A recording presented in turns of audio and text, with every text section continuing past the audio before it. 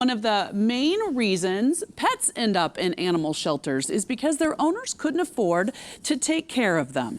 Pet food isn't covered under food stamps or other subsidized programs, yet it's frequently requested at food banks for people, and this can mean pet owners end up using food allocated for themselves to feed their animals. The Colorado Pet Pantry temporarily feeds Colorado pets, allowing families to increase their ability to care for pets with the goal of keeping them out of shelters and with their families. And today we have Eileen Lambert, the executive director of the Colorado Pet Pantry, sharing how she discovered the need for pet pantries here in Colorado. And it seems like something so simple, but yet of course we might overlook something like this, wouldn't we? Definitely. I mean, most human food banks might have a little bit of pet food, but they don't really have enough for a family to be able to keep an animal. Right.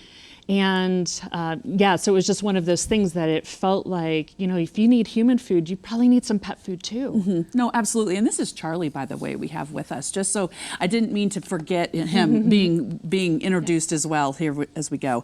Now, talk about the kind of growth you've experienced, because this has really caught on. Yes, we started in 2013, and we basically started because we knew that animals were getting relinquished, and pet food felt like a solvable problem. Right. Because everybody has a bag of dog food in their closet that they, you know, their animal didn't like or their cat didn't like or something. Sure. But so we've grown from 2013 to now. We now have 61 monthly locations. Oh my goodness. And they're all down the Front Range. And we're looking at expanding to the Western Slope, which I feel is pretty imminent. So now, how many meals do you think you typically serve to animals? Well, in 2019, we served about 3.6 million meals, which equates to feeding 60,000 dogs and cats for a full month. Okay, I was expecting a pretty high number. I wasn't expecting 3.6 million. That is a lot. And really, obviously, the need is there for that, of course. So do you have a goal then for 2020? We do, especially knowing that we're expanding, and we're always expanding as we have more and more volunteers and more donations. So in 2020, we're looking to do 70,000 pets for a month to feed them. Oh my goodness. Again, something that we don't want people who might need their own food to be sharing their own food for them and their families, for their pets. This is a good way to make sure you can supplement and help your pets as well.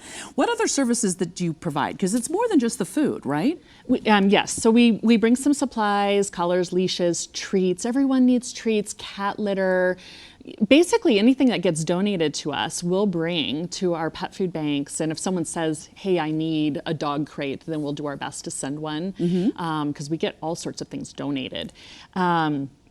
And we also work with an organization called Spay Today, and they help us to give spay and neuter waivers to families who need to get spay and neutered. Yeah. Because our mission is to reduce overpopulation of shelters, and so we can only do that if we're also encouraging spay neuter. And that's an incredible expense for a lot of people as well to have something like that. You have an annual fundraiser. This is where we all need to be listening up, right? Yep, so our annual fundraiser is on Saturday, April 18th, and it's the Bow Wow Film Festival, which is basically an hour and a half of short dog films, and they're all fun. And then we dress it up with food and cocktails. We have a lot of Tito's vodka drinks that we'll have. We'll have, of course, a really amazing silent auction. It's a really fun time. It's at the Highlands Church, North Denver in Lodo. Well, I think an hour and a half of dog movies is worth, you know, your time right there. Yeah, you can do that all day long. This is our 5th one, and it's always such a fun event. When we talk about this, I know people are listening and they're thinking, oh my goodness, I have some extra stuff at home or something. How can other people or our viewers specifically get involved? So on our website, we have a list of all the pet food stores and groomers and veterinarians that have donation bins for us.